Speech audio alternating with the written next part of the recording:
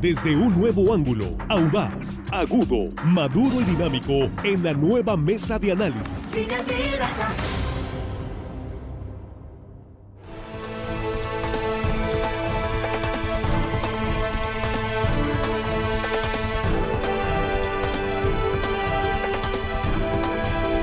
Estamos de regreso en línea directa esta primera emisión de jueves 24 de noviembre y aquí ya en el espacio de la mesa de análisis. Gracias por continuar con nosotros, antes que nada y por encima de cualquier cosa, muchísimas gracias a usted. Y aquí en la mesa nuestros compañeros ya listos. Jesús Rojas, ¿cómo estás? Buenos días. ¿Qué tal, Víctor? Buenos días para los compañeros y buenos días para el auditorio. Juan Ordorica, buenos días. Muy buenos días, Víctor, compañero de la mesa, amigos de la producción y hello, estimada audiencia que hoy nos escuchen en jueves, que por favor no caigan en la tentación, ahorita que ya están en preposadas, sí. Intercambio de regalos. Aguanten, sean profesionales. Cada vez más difícil. Sean profesionales. La pones muy difícil. Bueno, Armando Ojeda, muy buenos días. Muy buenos días, amigo Víctor Torres, compañeros de la mesa, chicos de la producción y gente que nos escucha aquí en nuestro queridísimo estado de Sinaloa y más allácito de nuestras fronteras. Me dejaste en pausa. Ollitas para la baba, aquí yo andaba en otra cosa. Sí. Bien. Saludos para todos, Víctor. Bien, estábamos aquí revisando una información que estamos a punto de subir al portal. Es noticia, sin duda. Aquí nos comentaba Juan Ordorica, que pues como ustedes van siempre con los audífonos ahí, está con un ojo al gato y otro al garabato, está monitoreando la conferencia mañanera del presidente López Obrador todos los días. Y pues nos comentaba que acaba de declarar el presidente que la planta de fertilizantes de gas y petroquímica de Occidente se va a construir en Topolobampo. Esto a propósito de una protesta que está ahí en Palacio Nacional, afuera de Palacio Nacional, y una compañera reportera le hizo la pregunta al presidente con relación a esta protesta de un grupo que está pidiendo que no se construya ahí. El presidente fue muy contundente, un paréntesis informativo, nada más. Fue muy contundente, Juan, y dijo el presidente que ya hubo consulta. Que ya hubo una consulta, que están mal informados los protestantes, que a veces los líderes les dicen mentiras. Así les dijo, a veces los líderes dicen mentiras, ya hubo una consulta, la gente la aceptó, México importa el 80% de los fertilizantes y la planta en Mochis es una buena idea, así dijo el presidente. ¿En Topolobampo? En Topolobampo. Sí. Y que detrás de los protestantes pueden estar los comerciantes de fertilizantes que no quieren competencia. Bueno, eso en unos momentos con todos los detalles en línea directa portal.com.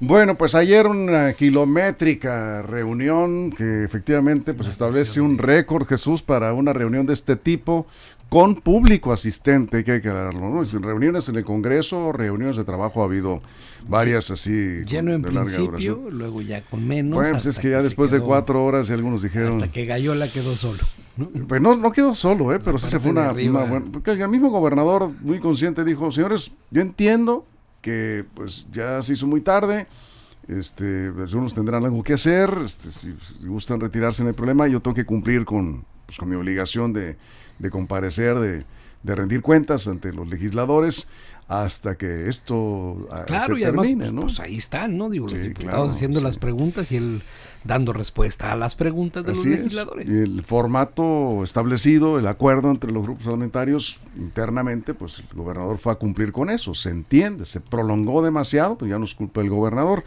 Bueno, lo que rescatábamos ayer en la tarde, grosso modo, decías, saludable para la democracia, para la política local, que el gobernador dé la cara ante el Congreso y se rescate este formato para la glosa del informe, ¿no? Sí, claro, porque es la oportunidad que tiene un poder de hacerle cuestionamientos a otro, ¿no? De preguntar, de cuestionar, de dar opinión respecto a cómo va el ejercicio de la administración pública. Esto, para bien o para mal, se puede dar dependiendo de la calidad de la oposición, y eso es lo que nos trajo a la mesa en este día.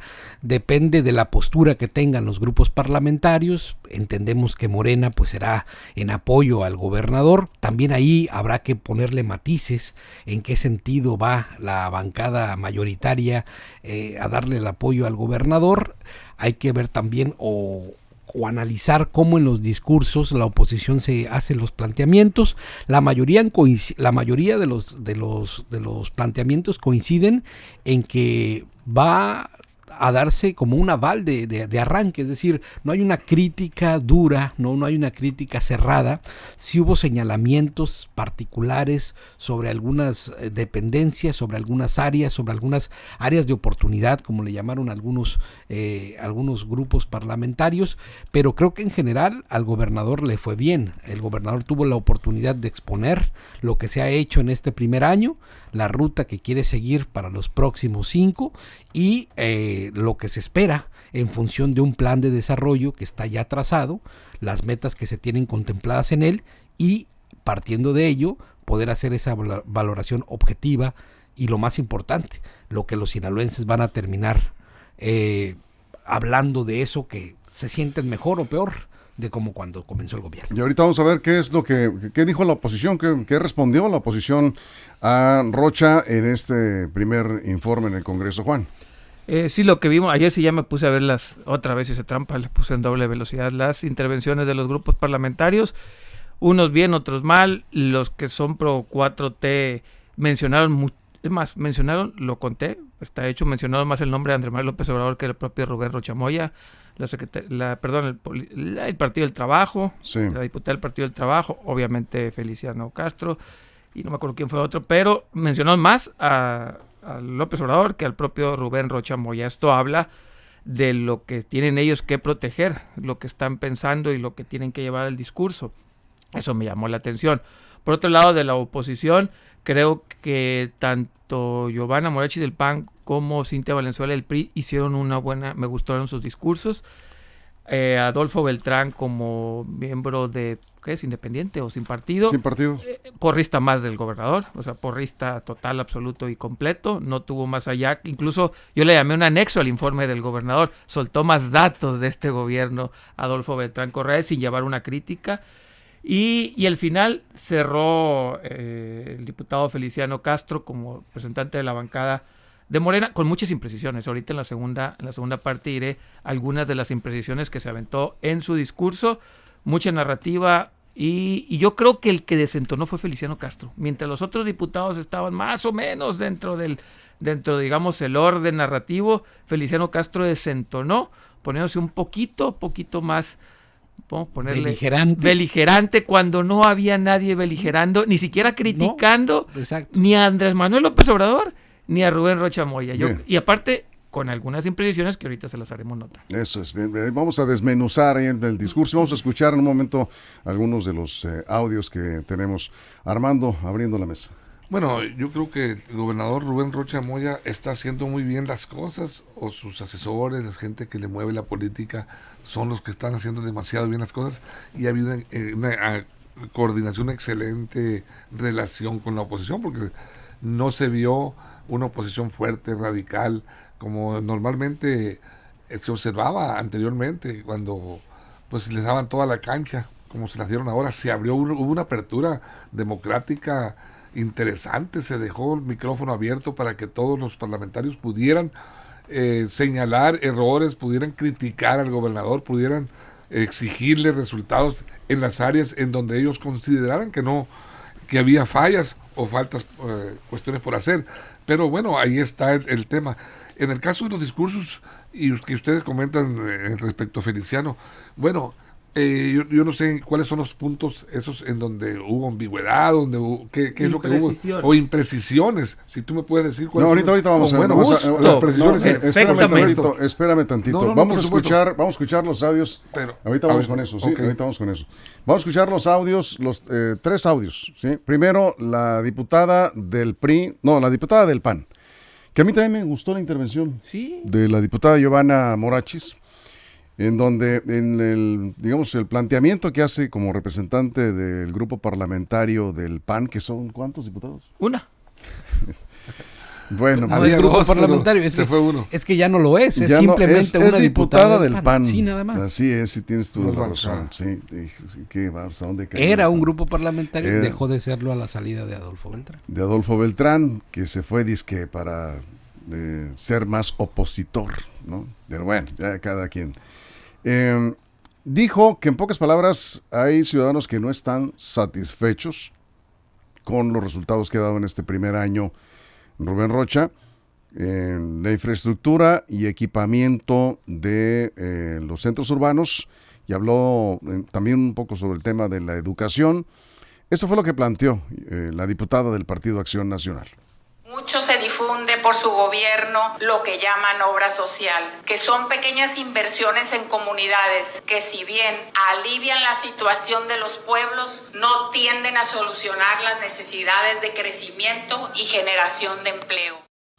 Por su parte, la coordinadora de este grupo parlamentario del PRI, Cintia Valenzuela, dijo que ven con preocupación un rezago, sobre todo en las actividades primarias, en el campo sinaloense.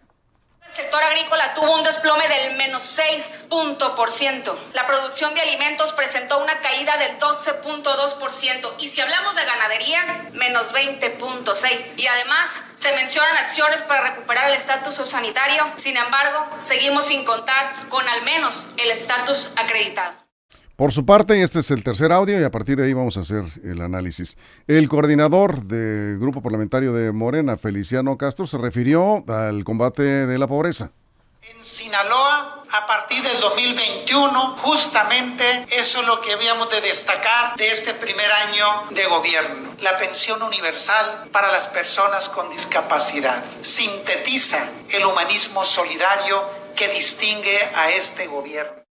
Bueno, esos son algunos extractos, ¿no? No es todo el mensaje, pero hay algunas otras cosas que habría que revisar en cuanto al mensaje. De las tres intervenciones, síntesis, digamos, este extracto de las intervenciones, ¿con cuál te quedas? Mira, el de Cintia, yo los escuché también como los demás. Completos, ¿no? Sí.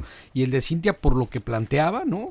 Por lo que planteaba se me decía, y además por lo que representa. Porque fíjate, y esto también un poquito contestando la pregunta de Armando, cuando haces un análisis de discurso, no solamente es analizar la figura retórica del mismo, sino los contextos en los que se dan, la figura política que representa, el momento histórico en el que se vive y los contextos en los que se está haciendo, ¿no? Es decir, ¿quién lo da? ¿Qué representa? ¿Cuál es el mensaje? Y qué va más allá del metamensaje, para poder entenderlo así.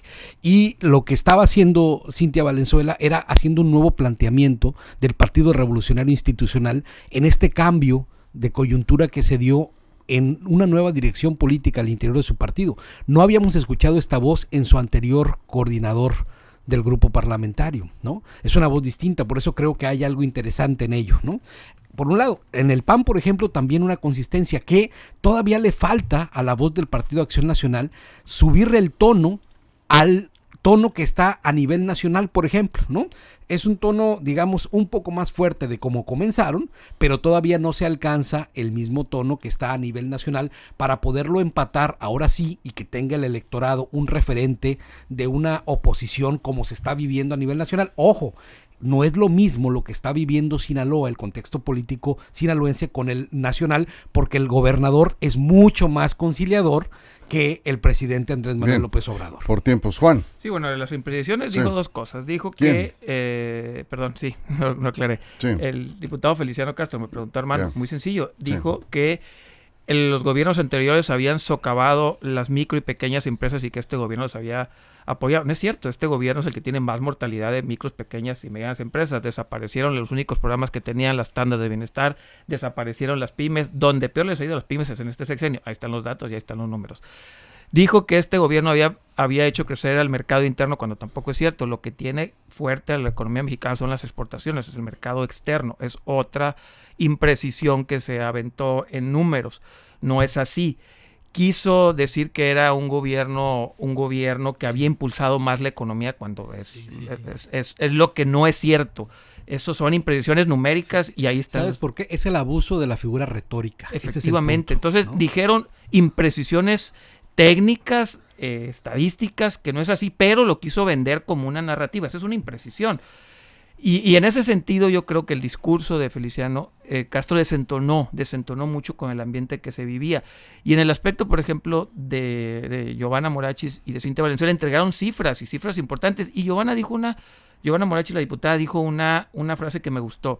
Lo que estamos presumiendo en este año de gobierno, sin dejar de ser importante, así lo dijo y tiene razón, no es algo que vaya a trascender la vida de los sinaloenses. Son pequeños logros para grupos sociales vulnerables que al final del día son avances muy importantes estos sectores, pero no cambian la vida de los sinaloenses. Y esa parte me quedó claro, que este gobierno el primer año se enfocó en eso. Y qué bueno, falta ver ahora, de aquí en adelante, qué va a hacer para la mayoría de los sinaloenses. Bien, tenemos que ir a una pausa en radio. En radio vamos a regresar con Armando Ojeda y nos quedamos sin comerciales en redes sociales. Estamos hablando de lo que respondió la oposición a Rubén Rocha en su primer informe ayer en el Congreso del Estado. Es el tema en la mesa de análisis de Línea Directa. Continuamos. Información confiable, segura y profesional. Línea Directa. Información de verdad. Con Víctor Torres. Línea Directa. Bien, bueno, aquí seguimos sin comerciales. Armando. Bueno, hay que entender los discursos. Yo creo que en el caso del diputado Feliciano Castro Meléndez, el coordinador de Morena en el Congreso, es muy leíble y entendible su discurso. Yo así lo percibo. Feliciano es un hombre con una vocación social muy destacada, histórica, lo conocemos, y bueno, él entiende la política como el ejercicio de gobierno del humanismo, un humanismo solidario que se soporta en la política de izquierda que está impulsando López Obrador, por eso lo pondera. Un ejercicio político soportando pues prácticamente en las tradiciones más profundas del pueblo de México, como él lo expresó ahí, el amor al prójimo, el entender la situación que se está viviendo el pueblo de México y la sociedad sinaloense, porque como lo comenta Juan, si los números, bueno, habría que confrontarlos con los que te los digo, no hay problema. Con un secretario de Economía que están manejando lo que son los números. Yo no los traigo a la mano para debatir contigo, Juan, en este momento, pero seguramente ellos, Feliciano respalda su discurso en datos efectivos que le proporcionan los expertos y los que están manejando la economía de Sinaloa en estos momentos. Y bueno, no lo hablaba de México, no de Sinaloa, ¿no? Y aún así en Sinaloa tampoco. Bueno, por tiempo, Armando. Jesús, sí, adelante. No, y sin embargo creo que hay argumentos que sí valen la pena rescatar, ¿no? Del mensaje de Feliciano. Por ejemplo, el tema de la austeridad a la cual ha llevado este gobierno, ¿no? A reducir los mínimos. Hemos visto un gobierno sobrio después de ver un gobierno de Quirino que era de parafernalias, ¿no? De aquellos eventos que hacían y gastar miles de millones de pesos en cosas que luego veíamos que para qué, ¿no? El gobernador es una persona que se ha manejado con prudencia, con sensatez, con sobriedad, mandando un mensaje claro de que pues mejor el recurso en un momento de crisis hay que derivarlo para cosas verdaderamente importantes, y esto sí de alguna manera concuerda el mensaje con la realidad, con el discurso de su bancada mayoritaria. Bueno, ahí sí hace sentido, pero luego te metes a otros temas y ahí es donde hay que cuidar muy bien la parte de quienes están elaborando estos discursos, donde la realidad contrasta con el discurso, como por ejemplo en esto de meterse a decir que en Sinaloa, ¿no? Se camina o se espera, como lo decía el día de ayer, a que no haya personas que se queden sin comer, cuando la realidad con los números también te está mandando pues que en Sinaloa hay más pobres que tienen problemas alimentarios que llevan a casos graves, como lo comentaba, ¿no? Eso es, Juan. Sí, México ocupa de los últimos lugares en mortalidad de pymes según la OCDE. Ahí están los números, no son inventos. Pero pequeñas y medianas empresas. Micro, pequeñas. Y aparte muy sencillo. ¿Cuántos MIPYMES? Sí, MIPYMES. Y aparte todavía más sencillo, que me digan, no ahorita nosotros, sino los micro, pequeños comerciantes, que nos digan qué apoyos tienen. No tienen el fondo PYME, les desapareció. Las tandas de bienestar desaparecieron. ¿Cuál es el apoyo que están teniendo el gobierno? ¿Cuál es el programa federal que les ayuda? Pero bueno, es entrar en nimiedades. Al final del día, insisto, decir imprecisiones sin datos, pues de alguna manera es llevar la narrativa, como le decía Jesús, construir más bien la retórica que la realidad. Pero más allá de eso, insisto, creo que fue el que más desentonó del espíritu que se estaba viviendo en el informe. Los datos que dio, por ejemplo, Cintia Valenzuela, me parecieron brutales. No los conocía, la parte de agricultura. Si bien el estado de Sinaloa, el presidente no se cansa de presumirlo como el granero de México, pues no está a la altura con los recursos que se les están dando. Bien, ahí vamos.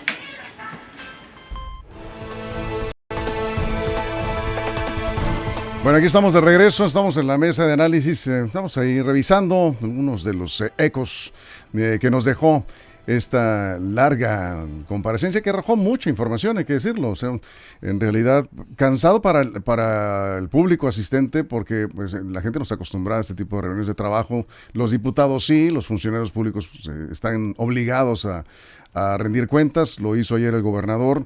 A mí me gustó este ejercicio, creo que no es con público, este tipo de ejercicio debe ser, en todo caso, un evento para el público, hasta donde fue el mensaje y las preguntas quizás de los diputados, y hasta ahí. Y el que guste quedarse. Y el que guste quedarse, por supuesto, pero ya los posicionamientos, probablemente ahí pudiera haber algún receso de 10 minutos, no sé, para que pues la gente pueda decir si regresa al pleno o no y continuar. Lo va a revisar el Congreso seguramente. Ese es un tema secundario. Lo más importante, Armando, la parte central de la mesa hoy. ¿Cómo viste a la oposición?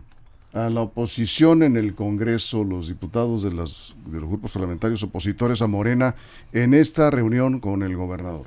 Bueno, yo vi una oposición de alguna manera muy entregada, por si la palabra me lo permite, entregada, muy dócil, con muy poca energía crítica, con muy poca fuerza crítica.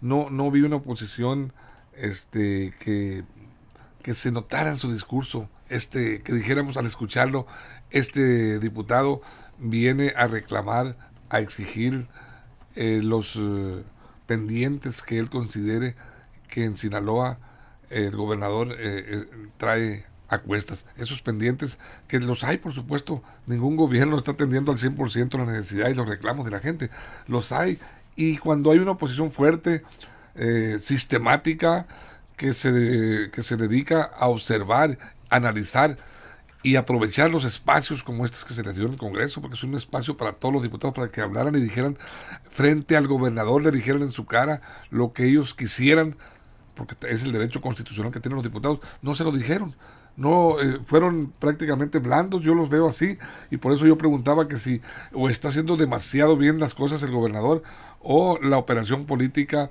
funciona, la maquinaria está bien aceitada, la maquinaria política que maneja las relaciones pues ahí interpolíticas. Por un lado, me parece sano de que se den estos encuentros con civilidad, que en un ambiente de respeto, exactamente, de respeto, pero en ese ambiente de respeto hay que decir algunas cosas desde la oposición que no se plantearon. Estoy totalmente de acuerdo contigo en ese punto, no se plantearon.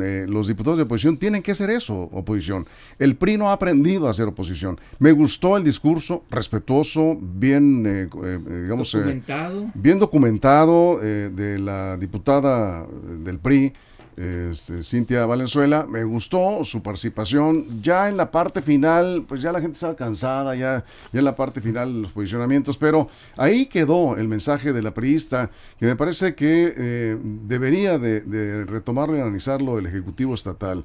El campo está por los suelos, ahí definitivamente es un fracaso. Si hablamos del análisis que hemos hecho de las diferentes dependencias y desempeño de los secretarios, pues Jaime Montes está sí, claro, y ahí out, se va. Out, sí, no, o sea, no saben ni siquiera en dónde está parado, ¿no? Y yo creo que por eso en su principio de intervención decía, nos aleja de críticas estériles y de aplausos por compromiso, y creo que esa es una frase, buena frase, muy buena, porque es justo eso lo que tiene que hacer el PRI. A ver, está bien que acompañen al gobernador en iniciativas buenas, como en esto de la creación de la Secretaría de las Mujeres, que está dándose resultados. Escuchaba a la secretaria Tere Guerra en la mañana acá. Sí. Hay resultados que se están viendo. Acompañarse en eso está de acuerdo. Hacia allá esperamos que nuestros políticos se pongan de acuerdo para ir en avanzada. Pero también hay que señalar cuando las cosas no funcionan. Y también se mencionaba en el mensaje, por ejemplo, que la violencia en las familias de Sinaloa va avanzando y que el 80% de las depositarias de esa violencia son mujeres, y hay que hacer algo, que no están funcionando las estrategias ahí, hay que entonces entrarle. Pero bueno, más allá de eso, creo que la postura de la oposición está a la altura del discurso del gobernador, que es conciliador. No puedes contestar palabras en un tono respetuoso con groserías y con ofensas. Si el gobernador se está dirigiendo a la oposición incluso con palabras, digamos, de terciopelo, pues no puede la oposición contestarle con marrazos en la cabeza o con digamos, palabras duras. Es decir, hay respeto institucional y creo que eso vale mucho la pena, cosa que se ha perdido. Pero también creo que hay momentos para señalar y creo que esos señalamientos sí los hubo, ¿no? A lo mejor no como estamos acostumbrados, que se tiran a veces con el balde de los desperdicios. Sí, que tampoco aporta mucho, ¿no? Cuando un diputado sube solamente a lanzar insultos o a lanzar descalificaciones sin argumentos, no aporta nada. Quizás espectáculo mediático sí puede dar para eso, para la nota de color, pero lo que los ciudadanos quieren es que se discuta seriamente, a fondo, y se tomen acuerdos para el bien de Sinaloa. Creo que todos, la mayoría, estamos de acuerdo en ello. Pero ayer sí me parece que la oposición en general, Juan, no sé cómo la veas, quedó debiendo, ¿no? Una anécdota finalmente. Sí. Feliciano Valle, diputado sin partido, también así parecía, sí, termina su discurso y voltea y le aplaude al gobernador. Ahí dije, eso en verdad es lo que tenemos de oposición. Una oposición que se aplaude a sí misma, como se llamaba el comediante que terminaba y decía, aplausos, así. Memo Ríos, sí, así se aplausos. Vio Feliciano. Terminó y volteó y le aplaudió. Es algo tan sin chiste que a mí me mostró ahí el tamaño de la oposición que tenemos. Como dice Jesús también, no es necesario agarrarse con el balde de los desperdicios, pero sí mostrar una postura solemne de entender tu posición y tu posicionamiento. Y ¿sabes qué? Respeto por lo que representa el cargo del efectivamente, legislador, sí. Dignidad, creo que ahí pues a varios no les queda claro cuál es el papel que están desempeñando. Se puede ser respetuoso, se puede hacer una crítica bien fundamentada. Cuestionar fuerte. ¿Sin adjetivos? No. Y yo creo que eso, además tenemos un gobernador que es tolerante a la crítica. Él mismo fue autocrítico en su mensaje. Sí. No sé si ustedes escucharon. Sí, claro. En varias ocasiones creo que él se criticó más a sí mismo que lo criticaron. Y la verdad, lo dirás en broma, pero es cierto. Las críticas que hizo el gobernador fueron más fuertes que cualquiera de los diputados que estuvieron ahí. Él dijo, yo no puedo en un año colgarme resultados que pueden ser de gobiernos anteriores. Eso me pareció algo muy maduro. Igual que tampoco puedo colgarme como dijo también, la parte mala de los gobiernos anteriores, pues tampoco me las pueden endilgar a mí. Creo que es algo interesante, importante, y los diputados no entendieron, creo, hay excepciones, claro que hay excepciones, les digo, creo que Cintia Valenzuela y al menos Giovanna Morachis salvaron ahí un poquito la dignidad que le quedaba a la oposición en sus discursos y en sus posicionamientos, pero el resto, horribles, eran anexos del discurso del gobernador. Bueno, Armando, estamos cerrando. Era la oportunidad de los diputados de oposición para reivindicarse políticamente, para demostrar fuerza, para alzar su voz y dejar constancia de que en Sinaloa hay una oposición vigilante, actuante, pues que está pendiente. No lo hubo, Víctor. No lo hubo, exactamente. No lo hubo, sí. Y pues ahí está, el gobernador lució, hay alguien que dice por ahí que cortó rabo y oreja, el gobernador se fue en los hombros de la afición, paseado, placeado. ¿Por qué? Porque la verdad de las cosas fue a un diálogo, él se abrió y se puso de frente a todos los diputados. Y bueno, él acudió prácticamente a un diálogo entre amigos, entre camaradas, intercambiando prácticamente información, datos. El gobernador estuvo muy cómodo, relajado, a pesar de las 5 horas y fracción que duró el evento. Y ahí estuvo pues abrazado, arropado por el calor de la amistad de la oposición, de los suyos. No podíamos esperar otra cosa. El discurso de Feliciano fue un discurso pues de una manera poético, romántico, como le gusta a él, muy social, muy apegado al humanismo. Feliciano ha sido un gran promotor de esa doctrina, siempre históricamente. Él ha volteado siempre a ver a los pobres, a la autoridad, y lo ha practicado, lo ha llevado a la práctica. No hay incongruencia en ese sentido. Feliciano estuvo en su momento, y bueno, su discurso, la realidad de las cosas hay que revisarlo. Sí. Yo no le encuentro... Un poco fuera de contexto para el evento en el que estaba. Yo creo que sí, fuera de contexto, Feliciano. ¿En qué sentido estaría fuera de contexto? En lo suyo. Porque creo que digamos, el escenario en el que se estaba dando, en el que se dio esta reunión de trabajo, no había manera de contestar nada como contestó, porque no hubo ningún señalamiento contra el gobernador. Ni al presidente ni al gobernador. Creo que se preparó para un escenario así, no resultó. Él tenía que haber improvisado con un discurso diferente, ¿no? Diderot subía con 2 discursos, uno en la derecha y uno en la izquierda. Dos escenarios. Por lo que pudiera suceder. Claro. Y no es que no me gusten los discursos elaborados, por supuesto que conozco la obra de José Martí, de Rosario Castellanos, son muy vistosos los discursos que evocan en algún momento a poetisas, a literatos, están bien. Se agradece. Pero hay además. momentos, claro, hay momentos para ellos, hay momentos para las citas, hay momentos para las fuentes, hay momentos para... Yo creo que hay que tener esa capacidad para abordar en el discurso la situación en la que estás presente y tener un grupo de asesores que te puedan subir en cualquier momento un discurso, con citas, con frases o es más, hasta con encíclicas. Bien, cerramos, Juan. Sí, bueno, decir que ojalá se mantengan estos ejercicios, que le suba un poquito la oposición, que entienda dónde está. No nada más es ganar con votos, o la oposición no nada más es sumar votos, sino también sumar narrativas que a la sociedad representan lo que no está en el poder. Eso tienen que entender, que aunque la mayoría apoya a este gobernador, hay un grupo de sinaloenses que quieren una voz mucho, pero mucho más, digamos, fuerte ante el poder. Y eso ayer no lo vimos. Esperaríamos que en próximos ejercicios entiendan que hay muchos sinaloenses que esperan una voz más fuerte frente al poder. Eso, cerramos, Armando. Pues yo no sé en dónde te encontraron la falla.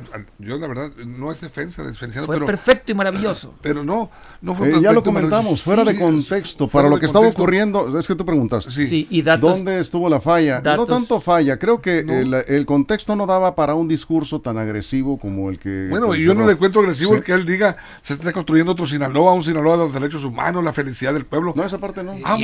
La poesía palpita en la... Y culpar a los gobiernos neoliberales con datos que no son ciertos, por ejemplo. Ahí está fuera. No era, por ejemplo. Ahí te dije... ¿Puedes revisar qué dijo ahí? ¿Tienes el discurso? ¿Cuál? Esa parte. ¿En cuál? Culpar a los neoliberales. Lo puedes leer textual si tienes el discurso. Ningún sinaloense se quede sin comer cuando se nos no, sí, por supuesto. Que... Pues él dijo, Sinaloa se fragua para que nadie se acueste con hambre. Así lo reclama el pueblo, y nuestro reto es interpretar ese mandato. Es el sentido del voto. ¿Y el de los neoliberales? El mandato. ¿Lo tienes ahí? No lo tengo aquí. Yo sí. Bueno, tú lo tendrás. Bueno, ya lo comentaste, pero habría que confrontar números ahí. Fue perfecto y maravilloso. Señores, no, tampoco. El tiempo nos dice, se acabó. Así que se acabó.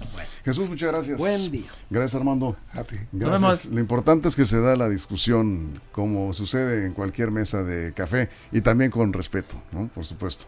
Claro. Muchas gracias. A nombre de todo el equipo, toda la producción, todo el estado. Si algo sucede en las próximas horas, recuérdenlo, lineadirectaportal.com y en nuestras redes sociales. Y si ustedes lo permiten, estaremos de regreso aquí mismo a la 1:00 p.m. con más noticias. Pásela bien. La mesa de análisis, nueva edición. Evolución que suma valor. Conéctate en el sistema informativo más fuerte del noroeste de México. Línea Directa con Víctor Torres.